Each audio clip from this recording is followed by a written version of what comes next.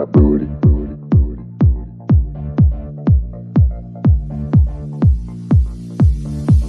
Girl, move that booty. Shake it for me. Hi friends, ಹೇಗಿದ್ದೀರಾ friends? ಈ ಥರ ನಾನು ಫೋಟೋಸ್ ಎಡಿಟ್ ಮಾಡಿದ್ದೀನಲ್ಲ, ಇದೇ ಥರ ಫೋಟೋಸ್ನ ನೀವು ಎಡಿಟ್ ಮಾಡಬೇಕು ಅನ್ನೋಂಗಿದ್ರೆ ಇವತ್ತು ನಾನೊಂದು ಅಪ್ಲಿಕೇಶನ್ ಬಗ್ಗೆ ತಿಳಿಸ್ಕೊಡ್ತೇನೆ. ಈ ಅಪ್ಲಿಕೇಶನಲ್ಲಿ ನೀವು ಯಾವುದೇ ರೀತಿ ಯಾವ ಫೋಟೋನಾದರೂ ಕೂಡ ಯಾವುದೇ ರೀತಿ ಬೇಕಾದರೂ ಕೂಡ ಎಡಿಟ್ ಮಾಡ್ಕೋಬೋದು. ತುಂಬ ಚೆನ್ನಾಗಿ ಎಡಿಟ್ ಮಾಡ್ಬೋದು. ಪಿಕಾಟ್ ಅಂತ ಈ ಅಪ್ಲಿಕೇಶನ್ ಹೆಸರು. ಬನ್ನಿ ಇವತ್ತು ಈ ವಿಡಿಯೋದಲ್ಲಿ ನಿಮಗೆ ಫುಲ್ ಡೀಟೇಲಾಗಿ ಫೋಟೋ ಎಡಿಟ್ನ ಯಾವ ಥರ ಮಾಡ್ಬೋದು ಅನ್ನೋದನ್ನು ನಾನು ಇವತ್ತಿನ ವಿಡಿಯೋದಲ್ಲಿ ತೋರಿಸ್ತೇನೆ. ಇನ್ನೂ ನಮ್ಮ ಚಾನಲ್ಗೆ ಸಬ್ಸ್ಕ್ರೈಬ್ ಮಾಡಿಲ್ಲ ಅಂದರೆ ಈಗಲೇ ಸಬ್ಸ್ಕ್ರೈಬ್ ಬಟನ್ ಮೇಲೆ ಪ್ರೆಸ್ ಮಾಡಿ. ಹಾಗೆ ಪಕ್ಕದಲ್ಲಿ ಕಾಣೋ ಬೆಲ್ ಬಟನನ್ನು ಕೂಡ ಪ್ರೆಸ್ ಮಾಡಿಕೊಂಡು ನೋಟಿಫಿಕೇಷನ್ನ ಆನ್ ಮಾಡ್ಕೊಳ್ಳಿ. ಈಗ ಮಾಡೋದ್ರಿಂದ ನಾನು ಮಾಡೋ ಪ್ರತಿ ವಿಡಿಯೋನು ನೀವು ಮೊಟ್ಟ ಮೊದಲಿಗೆ ನೋಡ್ಬೋದು. ಬನ್ನಿ ಫ್ರೆಂಡ್ಸ್, ಹಾಗಿದ್ರೆ ಇವತ್ತಿನ ವಿಡಿಯೋನ ಶುರು ಮಾಡೋಣ. ಗೂಗಲ್ ಪ್ಲೇಸ್ಟೋರಿಗೆ ಹೋಗಿ, ಗೂಗಲ್ ಪ್ಲೇಸ್ಟೋರಿಗೆ ಹೋಗಾದ್ಮೇಲೆ ಪಿಕಾಟ್ ಅಂತ ಟೈಪ್ ಮಾಡಿ ಪಿಕಾಟನ್ನು ಓಪನ್ ಮಾಡ್ಕೊಳ್ಳಿ. ನಾನು ಈಗಾಗಲೇ ಡೌನ್ಲೋಡ್ ಮಾಡಿಕ್ಕಿದ್ದೇನೆ. ಅಪ್ಡೇಟ್ ಕೇಳ್ತಿದೆ, ಅಪ್ಡೇಟ್ ಮಾಡ್ತೇನೆ ನಾನು. ನೀವು ಡೌನ್ಲೋಡ್ ಮಾಡ್ಕೊಳ್ಳಿ. ಈ ಥರ ನಿಮಗೆ ಡೌನ್ಲೋಡ್ ಆಗುತ್ತೆ. ಡೌನ್ಲೋಡ್ ಆದಮೇಲೆ ಓಪನ್ ಅಂತ ಬರುತ್ತಲ್ಲ, ಓಪನ್ನ ಪ್ರೆಸ್ ಮಾಡ್ಕೊಳ್ಳಿ. ಓಪನ್ ಮೇಲೆ ಟೈಪ್ ಮಾಡಿ. ಪಿಕಾಟ್ ಅಪ್ಲಿಕೇಶನ್ ಓಪನ್ ಆಗ್ತಾಯಿದೆ. ಈ ಥರ 3 ಸಿಂಬಲ್ ಕಾಣಿಸುತ್ತಲ್ಲ, 3 ಸಿಂಬಲ್ ಮೇಲೆ ಪ್ರೆಸ್ ಮಾಡಿ. ಇಲ್ಲಿ ಡ್ರಾ ಅನ್ನೋದನ್ನು ಸೆಲೆಕ್ಟ್ ಮಾಡ್ಕೊಳ್ಳಿ. ಡ್ರಾ ಮೇಲೆ ಸೆಲೆಕ್ಟ್ ಮಾಡ್ಕೊಂಡು ನೀವು ಯಾವ ಫೋಟೋ ಬೇಕೋ ಆ ಫೋಟೋನ ಸೆಲೆಕ್ಟ್ ಮಾಡ್ಕೊಳ್ಳಿ. ಇಲ್ಲಿ ಕಟೌಟ್ ಅಂತ ಆಪ್ಷನ್ ಸಿಗುತ್ತೆ. ಕಟೌಟ್ ಮೇಲೆ ಸೆಲೆಕ್ಟ್ ಮಾಡಿದ್ರೆ ನಿಮಗೆ ಫೋಟೋ ಫುಲ್ಲು ನಿಮಗೆ ಈ ಥರ ಮಾರ್ಕ್ ಆಗುತ್ತೆ. ನೀವು ಇದನ್ನ ಹೈಡ್ ಮಾಡಿ ನೋಡಿದ್ರೆ ನಿಮಗೆ ಗೊತ್ತಾಗುತ್ತೆ ನಿಮಗೆ ಯಾವ ಜಾಗ ಬೇಕು ಅದನ್ನು. ಮತ್ತು ಎರೇಸರ್ ತೊಗೊಂಡು ಕ್ರಾಪ್ ಮಾಡಿ, ಈ ಥರ ಕ್ರಾಪ್ ಮಾಡ್ಬೋದು. ನೀವು ನೀಟಾಗಿ ನಿಮಗೆ ಎಷ್ಟು ಬೇಕು ಅಷ್ಟನ್ನು ನೀಟಾಗಿ ಕ್ರಾಪ್ ಮಾಡ್ಕೊಳ್ಳಿ. ಈ ಥರ ಎರೇಸ್ ಮಾಡಿ ನೀಟಾಗಿ ಎರೇಸ್ ಮಾಡ್ಕೊಳ್ಳಿ. ನೀಟಾಗಿ ಎರೇಸ್ ಮಾಡಿ ನೋಡಿ, ನಾನು ಮಾಡ್ತಾ ಇದ್ದೇನೆ. ಈ ಥರ ನೀಟಾಗಿ ಎರೇಸ್ ಮಾಡಿಬಿಟ್ಟು ನಿಮ್ಮ ಫೋಟೋನ ಇದನ್ನು ಸೇವ್ ಮಾಡ್ಕೋಬೋದು. ಬ್ಯಾಕ್ಗ್ರೌಂಡನ್ನ ಫುಲ್ಲು ನೀಟಾಗಿ ಎರೇಸ್ ಮಾಡಬೇಕಾಗತ್ತೆ.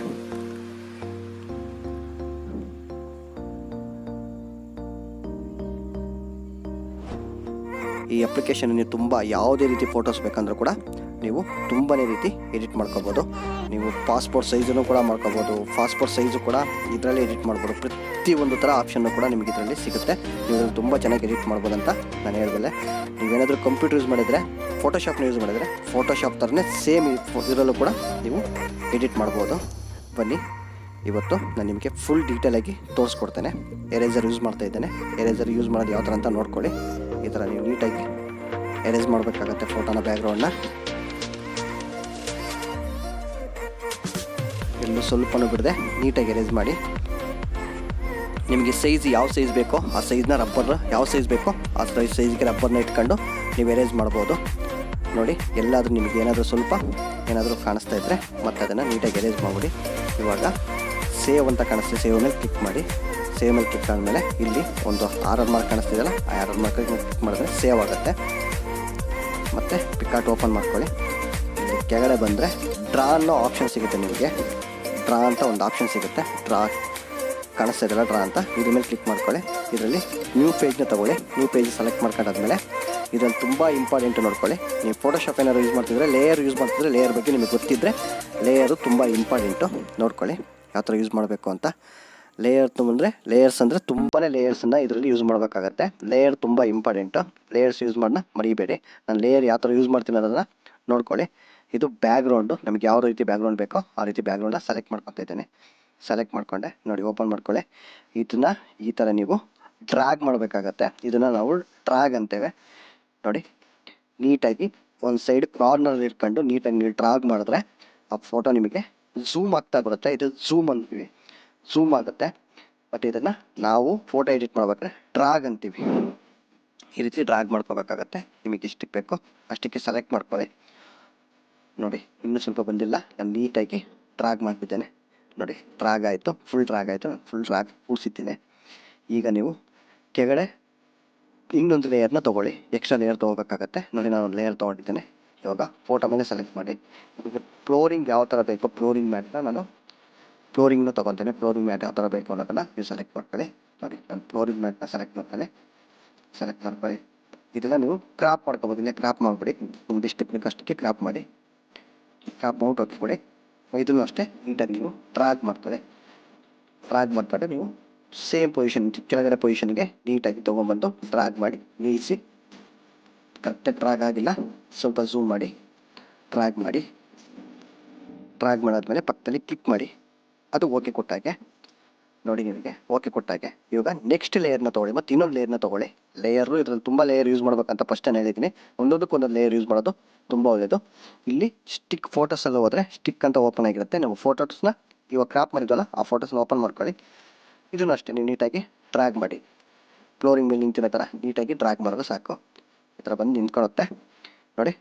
ಡ್ರ್ಯಾಗ್ ಮಾಡಬೇಕು, ನೀಟಾಗಿ ಡ್ರ್ಯಾಗ್ ಮಾಡ್ಕೊಂಡಾದ್ಮೇಲೆ ನನಗೆ ಸ್ವಲ್ಪ ಏನಾದರೂ ಹೆಚ್ಚು ಕಮ್ಮಿ ಕಾಣಿಸ್ತು ಅಂದರೆ ಮತ್ತೆ ನೀಟಾಗಿ ಡ್ರ್ಯಾಗ್ ಮಾಡ್ಕೊಳ್ಳಿ.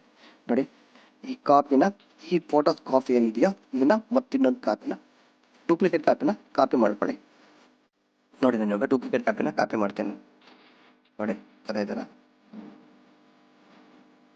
ಮೇಲೆ ಒಂದು ಲೇಯರ್ ಇದೆ, ಇನ್ನೊಂದು ಲೇಯರ್ ಎಂಟಿ ತೊಗೊಂಡೆ, ಅದನ್ನು ಡ್ರ್ಯಾಗ್ ಮಾಡ್ಕೊಂಬಂದು ಕೆಳಗಡೆ ಕೂರಿಸ್ಕೊಂಡೆ. ನಾನು ನೋಡ್ಕೊಳ್ಳಿ ಯಾವ ಥರ ಮಾಡ್ತಾಯಿದ್ದೀನಿ ಅಂತ. ಡ್ರ್ಯಾಗ್ ಮಾಡ್ಕೊಂಬಂದು ಕೆಳಗಡೆ ಕೂರಿಸಿದ್ದಾರೆ. ಅದು ಬ್ಯಾಕ್ಗ್ರೌಂಡ್ನ ಮತ್ತೆ ಚೇಂಜ್ ಮಾಡಿ ಬೇರೆ ಬ್ಯಾಕ್ಗ್ರೌಂಡ್ ಹಾಕೋದಕ್ಕೆ ನಮಗೆ ಈಸಿ ಆಗುತ್ತೆ. ನಾವು ಯಾವುದೇ ಬ್ಯಾಕ್ಗ್ರೌಂಡ್ ಹಾಕ್ಬೇಕಂದ್ರೂ ಕೂಡ ನಾವು ಡ್ರ್ಯಾಗ್ ಮಾಡ್ಕೊಂಡೆ ಬ್ಯಾಕ್ಗ್ರೌಂಡ್ ಹಾಕ್ಬೇಕಾಗತ್ತೆ. ನೋಡಿ, ನಾನು ಒಂದು ಬೈಕ್ ಬ್ಯಾಕ್ಗ್ರೌಂಡ್ ತೊಗೊಂಡಿದ್ದೇನೆ. ಇದು ನೋಡೋಲ್ಲ ಲೇಯರ್ ಎಲ್ಲೋ ಐತೆ ಅಂತ ನೋಡಿದ್ರೆ ನೀವು ಕೆಳಗಡೆ ಇಟ್ಕೊಂಡ್ರೆ ಹಿಂದ್ಗಡೆ ಹೋಗುತ್ತೆ, ಅದೇ ಫ್ರಂಟಿಗೆ ಇಟ್ಕೊಂಡ್ರೆ ಫ್ರಂಟಿಗೆ ಬಂದುಬಿಡುತ್ತೆ. ಮೇಲೆ ಇಟ್ಕೊಂಡಿದ್ದು ಮೇಲೆ ಬರುತ್ತೆ, ಕೆಳಗಡೆ ಇಟ್ಕೊಂಡ್ರೆ ಬ್ಯಾಕ್ ಸೈಡ್ ಹೋಗುತ್ತೆ. ನೋಡಿ, ಈ ಥರ ಡ್ರ್ಯಾಗ್ ಮಾಡ್ಕೊಳ್ಳಿ. ಡ್ರ್ಯಾಗ್ ಮಾಡ್ಕೊಂಡು ನೀಟಾಗಿ ಕೂರಿಸಿ. ಇವಾಗ ಈ ಇಮೇಜ್ನ ನೀವು ಲೇಯರ್ ಮೇಲೆ ಕ್ಲಿಕ್ ಮಾಡ್ಕೊಂಡು, ಇಲ್ಲಿ ಲೇಯರ್ ಆಪ್ಷನ್ ಇದೆಯಲ್ಲ, ಲೇಯರ್ ಮೇಲೆ ಕ್ಲಿಕ್ ಮಾಡ್ಕೊಂಡು ನೋಡಿ ಡ್ರ್ಯಾಗ್ ಮಾಡ್ತಿದ್ದೇನೆ. ಡ್ರ್ಯಾಗ್ ಕರೆಕ್ಟಾಗಿ ಕೂತಿಲ್ಲ, ನಾನು ಡ್ರ್ಯಾಗ್ ನೀಟಾಗಿ ಡ್ರ್ಯಾಗ್ ಮಾಡ್ತಿದ್ದೇನೆ. ಡ್ರ್ಯಾಗ್ ಅಂದರೆ ನೀವು ಝೂಮ್ ಮಾಡಬೇಕಾಗತ್ತೆ. ಒಂದು ಸೈಡ್ ಇಟ್ಕೊಂಡು ನೀವು ಸ್ವಲ್ಪ ಎಳೆದ್ರೆ ಅದು ನೀಟಾಗಿ ನಿಮಗೆ ಡ್ರಾ ಆಗ್ತಾ ಬರುತ್ತೆ. ಡ್ರ್ಯಾಗ್ ನೋಡಿ, ಇನ್ನೂ ಸ್ವಲ್ಪ ಎಳ್ಕೊಂಡೆ ನೋಡಿ, ಈಗಲೂ ಸಹ ಬಂದಿಲ್ಲ. ಬಂತು, ಆಲ್ಮೋಸ್ಟ್ ಬಂದಿದೆ. ಇನ್ನೊಂದು ಸ್ವಲ್ಪ ಝೂಮ್ ಮಾಡ್ತೀನಿ, ಸಾಕು. ನನಗೆ ಕ್ರಾಪ್ ಕರೆಕ್ಟಾಗಿ ಬಂತು ಅಂದ್ಕೊತೀನಿ. ಆಲ್ಮೋಸ್ಟ್ 75% ನೀಟಾಗಿ ಬಂದಿದೆ ಅಂದ್ಕೊಂಡು, 90% ನೀಟಾಗಿ ಬಂದಿದೆ. ಈಗ ನೀವು ಲೇಯರ್ಸ್ಗೆ ಹೋಗಿ ಮತ್ತೆ ಲೇಯರ್ ಮೇಲೆ ಕ್ಲಿಕ್ ಮಾಡೋದು ಗೊತ್ತಿದೆಯಲ್ಲ ನೋಡಿ. ಲೇಯರ್ ಮೇಲೆ ಕ್ಲಿಕ್ ಮಾಡಿದೆ. ನಾವು ಮೇಲೆ ಹೋದರೆ ಟ್ರಾನ್ಸ್ಪರೆಂಟ್ ಅಂತ ಒಂದು ಆಪ್ಷನ್ ಬರುತ್ತೆ. ಆ ಟ್ರಾನ್ಸ್ಪರೆಂಟಲ್ಲಿ ನೀವು ಯಾವ ರೀತಿ ಬೇಕಾದರೂ ಟ್ರಾನ್ಸ್ಫರ್ ಮಾಡ್ಕೋಬೋದು. ನೋಡಿ ನೋಡಿ, ಝೂಮ್ ಇನ್ ಮಾಡಿ ಫೋಟೋನ ಝೂಮ್ ಇನ್ ಮಾಡಿ. ನೋಡ್ತಾರ ಎರಡೂ ಕೈಲಿ ಹಿಡ್ಕೊಂಡು, ಎರಡೂ ಬೆಳ್ಳಲ್ಲಿ ಹಿಡ್ಕೊಂಡು ನೀವು ಝೂಮ್ ಇನ್ ಮಾಡ್ತೀರಲ್ಲ, ಅದೇ ಥರ ಝೂಮ್ ಇನ್ ಮಾಡಿದ್ರೆ ಆ ಫೋಟೋ ನಿಮಗೆ ತುಂಬ ಚಿಕ್ಕದಾಗುತ್ತೆ.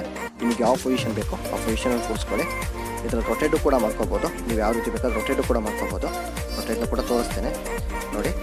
ನೀವು ಈ ಥರ ಚಿಕ್ಕದು ಮಾಡ್ಕೊಂಡು ಫೋಟೋನ ನಿಮಗೆ ಯಾವ ಸೈಜಿಗೆ ಬೇಕೋ ನೀವು ಬ್ಯಾಕ್ಗ್ರೌಂಡಿಗೆ ತಕ್ಕನಾಗಿ ಫೋಟೋನ ಸೈಜ್ ಮಾಡ್ಕೋಬೇಕಾಗತ್ತೆ. ಆ ಥರ ಡ್ರ್ಯಾಗ್ ಮಾಡ್ಕೊಂಡು ತೊಗೋಬೇಕಾಗತ್ತೆ ನೀವು. ಅಂದರೆ ಝೂಮ್ ಇನ್ನು, ಝೂಮ್ ನೋಡಿ, ಇದು ಝೂಮ್ ಔಟು, ನಾನು ಮಾಡಿ ಝೂಮ್ ಇನ್ನು, ಇದು ಝೂಮ್ ಇನ್ನು. ನೀವು ಎಷ್ಟಕ್ಕೆ ಬೇಕೋ ಅಷ್ಟಕ್ಕೆ ನೀಟಾಗಿ ಝೂಮ್ ಇನ್ನು ಝೂಮ್ ಔಟ್ನ ಮಾಡ್ಕೊಂಡು ನೀಟಾಗಿ ಫೋಟೋನ ಕೂರಿಸಿ, ಫ್ಲೋರಿಂಗ್ ಮೇಲೆ ಕೂತಿರೋ ಥರ ನೀಟಾಗಿ ಕೂರಿಸಾದ್ಮೇಲೆ ನಿಮ್ಗೆ ಯಾವ ಪೊಸಿಷನ್ ಬೇಕೋ ಆ ಪೊಸಿಷನ್ ಕರೆಕ್ಟಾಗಿ ತೊಗೊಂಬಂದು ಫೋಟೋನ ಕೂರಿಸಿ.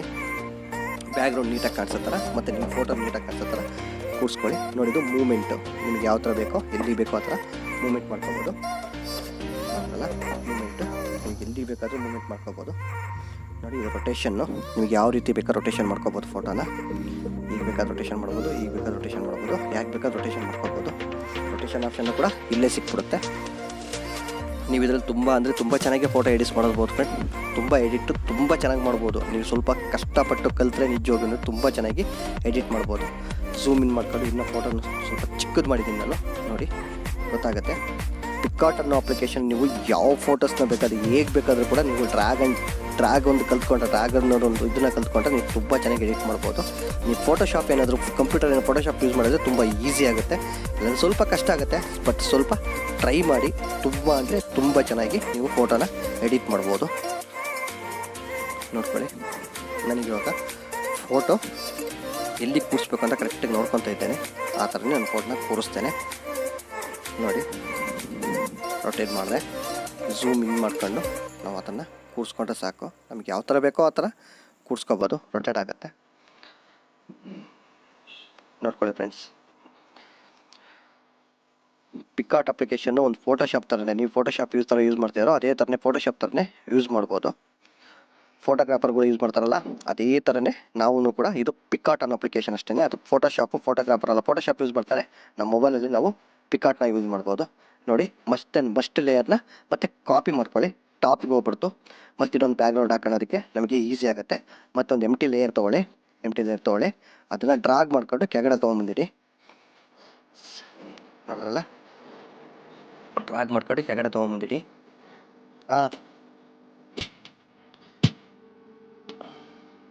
ನಾನು ಬ್ಯಾಕ್ಗ್ರೌಂಡ್ ಫೋಟೋನ ಸೆಲೆಕ್ಟ್ ಮಾಡ್ಕೊತೇನೆ.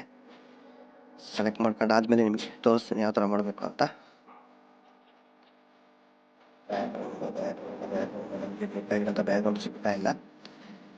ಯಾವ ಬ್ಯಾಕ್ಗ್ರೌಂಡ್ ಬೇಕು ಅಂತ ಸೆಲೆಕ್ಟ್ ಮಾಡ್ತಾ ಇದ್ದೀನಿ, ಸಿಗ್ತಾ ಇಲ್ಲ.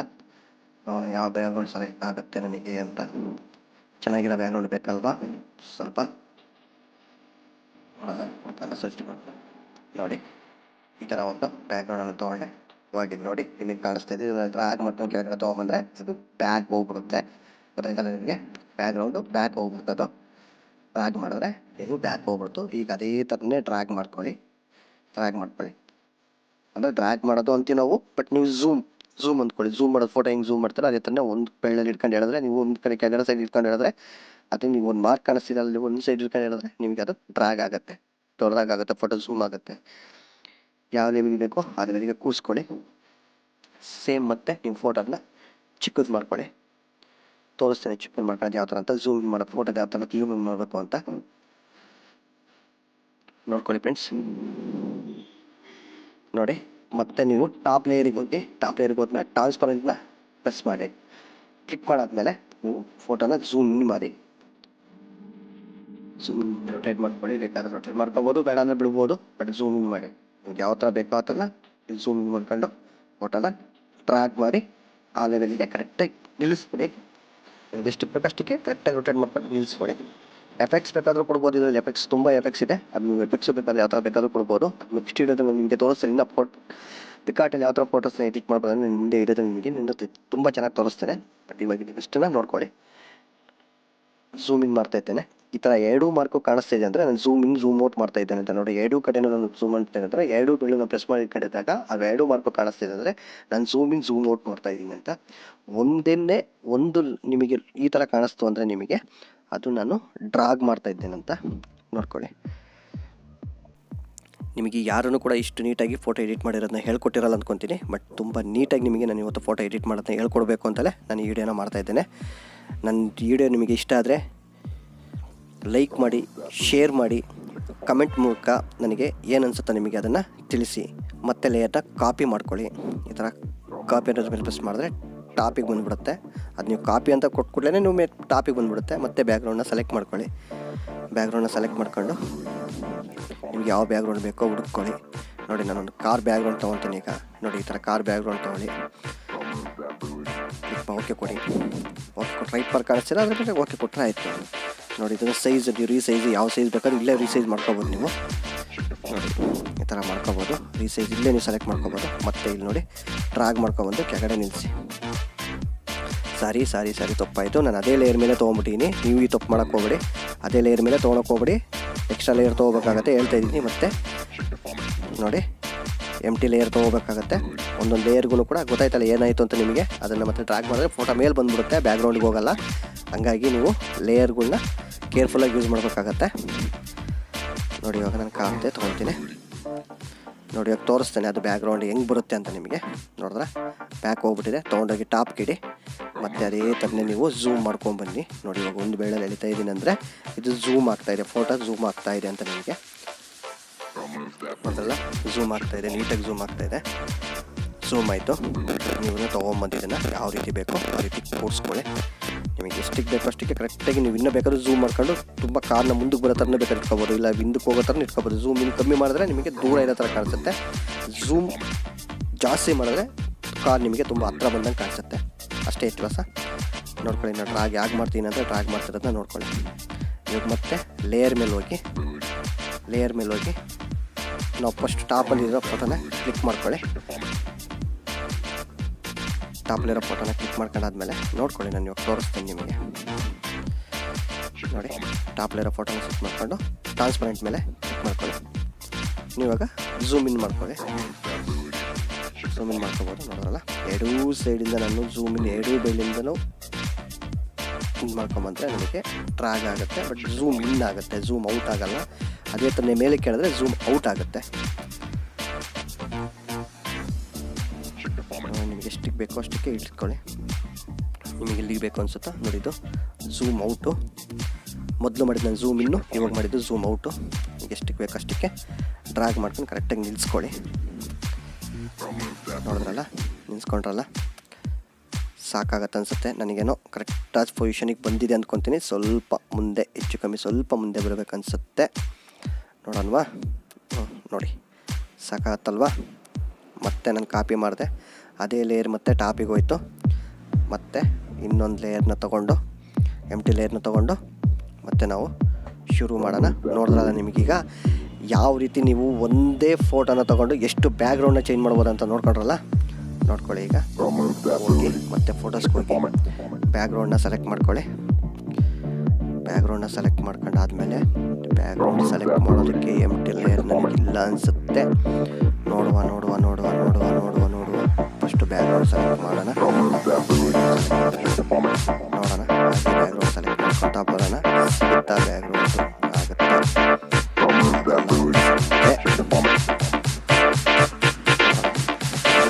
ಲೇಯರ್ಸ್ ಇಲ್ಲ, ನಿಮಗೆ ಲೇಯರ್ಸ್ ಸಿಗೋದಷ್ಟೇ. ಸ್ಟಿಕ್ಕಲ್ಲಿ ಏನಾದರೂ ನಿಮಗೆ ಆಲ್ಟ್ರೇಷನ್ ಮಾಡ್ಬೋದಾ? ಸ್ಟಿಕ್ ಸಿಗುತ್ತೆ, ಇದರಲ್ಲಿ ನಿಮಗೆ ಆಲ್ಟ್ರೇಷನ್ ಮಾಡ್ಬೋದಾ ತೋರಿಸ್ತಾ ಸ್ಟಿಕ್ ಅಂತ. ಇದರಲ್ಲಿ ಸೇವ್ ನೀವು ಏನೇ ಕ್ರಾಪ್ ಮಾಡಿರೋ ಫೋಟೋಸ್ ಆದರೂ ಕೂಡ ಇದರಲ್ಲೆಲ್ಲ ನಿಮಗೆ ಮೈ ಸ್ಟಿಕ್ ಅಂತ ಇರುತ್ತೆ, ಅದು ಸೆಲೆಕ್ಟ್ ಆಗುತ್ತೆ.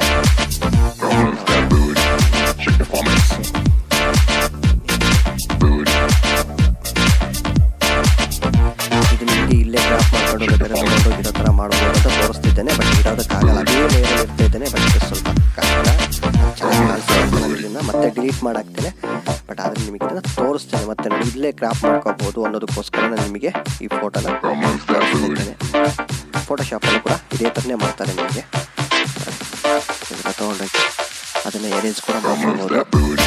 ನೀವು ಎರೇಜ್ ಸೆಲೆಕ್ಟ್ ಮಾಡ್ಕೊಂಡು ಎರೇಜ್ ಕೂಡ ಮಾಡ್ಕೋಬೋದು. ಅನ್ನೋದಕ್ಕೋಸ್ಕರ ನಿಮಗೆ ತೋರಿಸ್ರಿ. ಇದನ್ನು ನಾನು ಹಾಕಲ್ಲ, ಅಷ್ಟೇ ನಿಮಗೆ ತೆಗೆದು ಹಾಕಿ ನೋಡೋಣ. ಬೇಡ ಅದು, ಬಟ್ ನಮಗೆ ಬ್ಯಾಕ್ಗ್ರೌಂಡ್ ಸೆಲೆಕ್ಟ್ ಆಗಿದೆ, ಸಾಕು.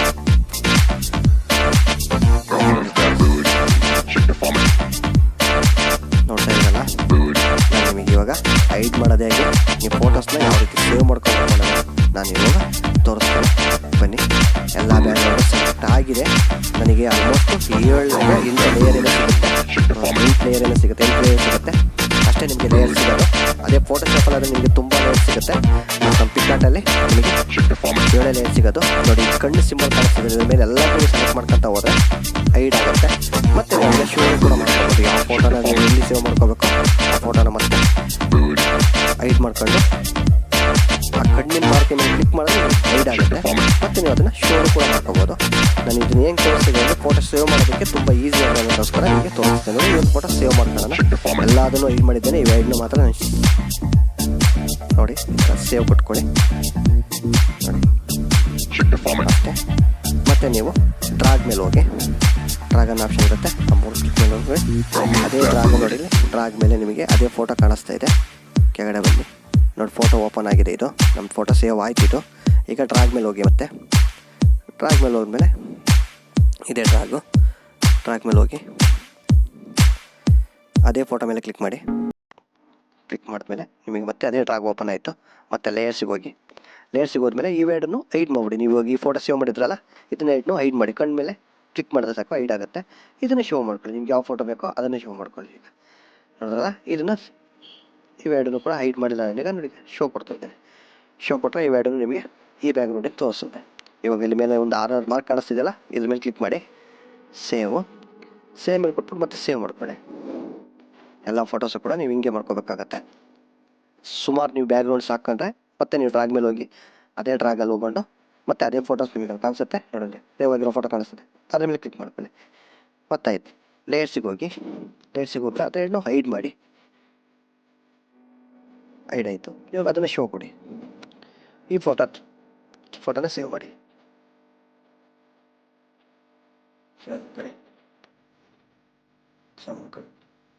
ಗೊತ್ತಾಯ್ತಲ್ಲ. ಈಗ ಮತ್ತೆ ಡ್ರಾಗ್ ಮೇಲೆ ಹೋಗಿ, ಹೋದರೆ ನಿಮಗೆ ಇನ್ನೊಂದು ಬ್ಯಾಕ್ಗ್ರೌಂಡ್ ಏನೋ ಸಿಗುತ್ತೆ.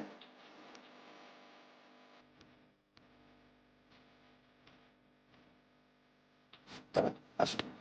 ಇಷ್ಟೇ ನಮಗೆ ಫೋಟೋಸು, ಎಲ್ಲ ಫೋಟೋಸು ಕೂಡ ಸೇವ್ ಆಯಿತು. ಮೇಲೆ ಒಂದು ಕಾರ್ಡ್ದೊಂದಿದೆ, ಇದನ್ನು ಹೈಡ್ ಮಾಡಿ ಆಮೇಲೆ ಶೋ ಮಾಡ್ಕೊಳ್ಳಿ. ಶೋ ಮಾಡ್ಕೊಂಡು ಸೇಮ್ ಪೊಸಿಷನ್ ನೀವು ಸೇವ್ ಮಾಡಿಡಿ. ಸೇವ್ ಕೊಡಿ, ಡನ್ ಕೊಡಿ, ಸೇವ್ ಆಯಿತು. ನಿಮಗೆ ಹೋಗೋದ್ರೆ ಗ್ಯಾಲರಿ ನಿಮಗೆಲ್ಲ ಫೋಟೋಸು ಸಿಗುತ್ತೆ. ಬ್ಯಾಕ್ಗ್ರೌಂಡು ನೀವು ತುಂಬ ಅಂದರೆ ತುಂಬಾ ಚೆನ್ನಾಗಿ ಚೇಂಜ್ ಮಾಡೋದನ್ನು ಯಾವ ರೀತಿ ಅಂತ ನಾನು ಇವತ್ತಿನ ವಿಡಿಯೋದಲ್ಲಿ ತೋರಿಸಿದ್ದೇನೆ.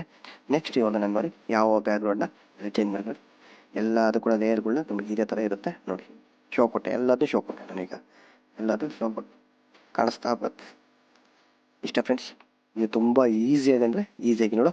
ಇದೇನಕ್ಕೆ ತೋರಿಸ್ತಾ ಇದನ್ನ ವಿಡಿಯೋ ಕೂಡ ಮಾಡ್ಕೋಬೋದು. ಸ್ಟೇಟಸ್ ಗಿಟಸ್ ಏನಾರು ಹಾಕ್ಬೇಕಾದ್ರೆ ಎಲ್ಲ ಫೋಟೋಸ್ನ ಕೂಡ ವಿಡಿಯೋನು ಕೂಡ ಮಾಡ್ಕೋಬೋದು ನೋಡಿ. ಇದ್ರ ಮೇಲೆ ಸೇವ್ ಆ್ಯಸ್ ಅಂತ ಕೊಟ್ಟರೆ ನಿಮ್ಗೆ ಇದು ಯಾವಾಗಲೂ ಸೇವ್ ಆಗಿರುತ್ತೆ. ಇದನ್ನು ಸೇವ್ ಮಾಡ್ಕೊಳ್ಳಿ. ಇದು ವಿಡಿಯೋ, ನಿಮ್ಗೆ ಎಷ್ಟು ಸೆಕೆಂಡ್ ಬೇಕೋ ಅಷ್ಟು ಸೆಕೆಂಡ್ ವಿಡಿಯೋ ಮಾಡ್ಬೋದು. ಅದು ರೆಕಾರ್ಡ್ ಆಗಿರುತ್ತೆ ಆಲ್ರೆಡಿ. ನೀವು ಇದನ್ನು ಎಷ್ಟು ಸೆಕೆಂಡ್ ಬೇಕೋ ಅಷ್ಟು ಸೆಕೆಂಡ್ ನೀವು ತೊಗೊಂಡ್ರೆ ಇಲ್ಲಿ ನೋಡಿ ತೋರಿಸ್ತಿದೆ. ಕನ್ಸಂಪ್ಟೈಮ್ ತೋರಿಸ್ತಿದೆ, 30 ಸೆಕೆಂಡ್ ತೋರಿಸ್ತಿದೆ, 15 ಸೆಕೆಂಡ್ ತೋರಿಸ್ತಿದೆ, 60 ಸೆಕೆಂಡ್ ತೋರಿಸ್ತಿದೆ. ನೀವು ಯಾವ್ದ್ರ ಮೇಲೆ ಕ್ಲಿಕ್ ಮಾಡಿದ್ರೆ ಆ ಟೈಮ್ ಬರುತ್ತೆ. ನಿಮ್ಗೆ ಯಾವ ಫಾರ್ಮೆಟಲ್ಲಿ ಬೇಕೋ ಆ ಫಾರ್ಮೆಟಲ್ಲಿ ಸಿಗುತ್ತೆ. MP4 ಸಿಗುತ್ತೆ, ಮತ್ತು ಇನ್ನೊಂದು ಬೇರೆ ಇನ್ನೊಂದು ಸಿಗುತ್ತೆ ಅಷ್ಟೇ. MP4 ಸೇವ್ ಮಾಡ್ಕೊಳ್ಳಿ ನೀವು, MP4 ಬೆಟರ್. ಕನ್ಸ್ಯೂಮರ್ ಸೆಲೆಕ್ಟ್ ಮಾಡ್ಕೊಂಡ್ರೆ ನೀವು ಕನ್ಸ್ಯೂಮರ್ ಎಷ್ಟು ಬೇಕಾದ್ರೂ ಟೈಮಿಂಗ್ ಇಟ್ಕೋಬೋದು.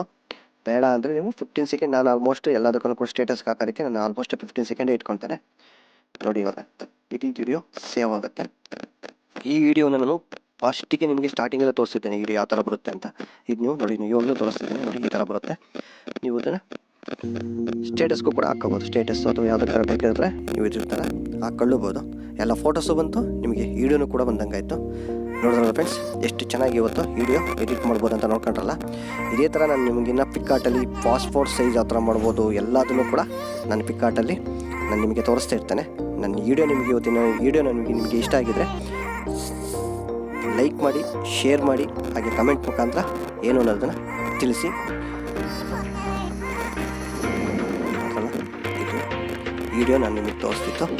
ಈ ವಿಡಿಯೋನು ಕೂಡ ಸೇವ್ ಮಾಡ್ಕೋಬೋದು. ಯೂಟ್ಯೂಬ್ಗೆ ಹಾಕ್ಬೋದು, ಇಲ್ಲೇ ಯೂಟ್ಯೂಬಲ್ಲಿ ಹಾಕ್ಬೋದು, ಫೇಸ್ಬುಕ್ಕಿಗೆ ಹಾಕ್ಬೋದು, ಟ್ವಿಟರ್ಗೆ ಹಾಕ್ಬೋದು, ಎಲ್ಲದಕ್ಕೂ ಬೇಕಾದ್ರೆ ಇಲ್ಲೇ ಶೇರ್ ಮಾಡ್ಬೋದು. ಇಂಟ್ರೆಸ್ಟ್